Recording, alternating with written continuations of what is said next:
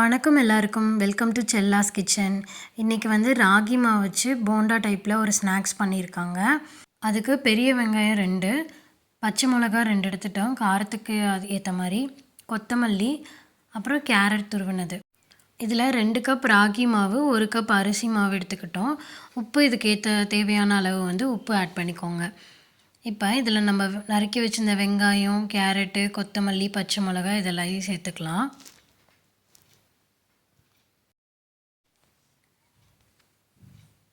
இப்போ நல்லா பிசைஞ்சு விட்டுருங்க. ஃபஸ்ட்டு ட்ரையாக பிசைஞ்சிருங்க, அப்புறம் தண்ணி ஊற்றி கொஞ்சம் நல்லா திக்காக இருக்க மாதிரி பிசைஞ்சுக்கோங்க. இப்போ நல்லா பிசைஞ்சாச்சு. இப்போ உருண்டை உருட்டி போண்டா போட்டுடலாம். சின்ன சின்ன உருண்டையாக உருட்டிக்கோங்க. அப்படி இல்லைனாலும் பக்கோடா போடுற மாதிரி கூட போட்டுக்கோங்க. இதில் எக்ஸ்ட்ரா வந்துட்டு நீங்கள் முருங்கைக்கீரை ஆட் பண்ணுறதுனால ஆட் பண்ணிக்கலாம்.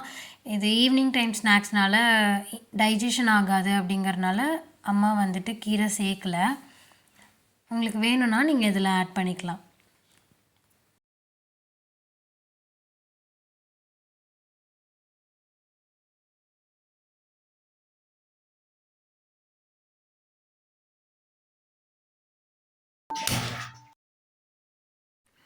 இப்போ வாணலியில் எண்ணெய் ஊற்றிக்கோங்க.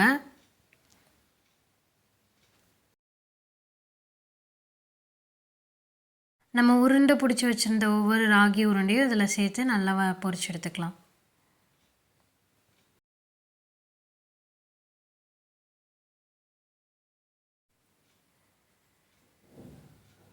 நல்லா வெந்துருச்சு பாருங்கள். இப்போ இந்த உருண்டை வந்துட்டு கொஞ்சம் ஹார்டாக இருக்க மாதிரி உங்களுக்கு ஃபீல் ஆச்சு, ரொம்ப திக்காக இருக்குது அப்படின்னாக்கா, இதை வந்துட்டு ஸ்டார்டிங்லேயே உருண்டை பிடிக்காமல் நீங்கள் வந்து அப்படியே ஊற்றி நம்ம பக்கோடா மாதிரி போட்டு எடுத்துக்கோங்க.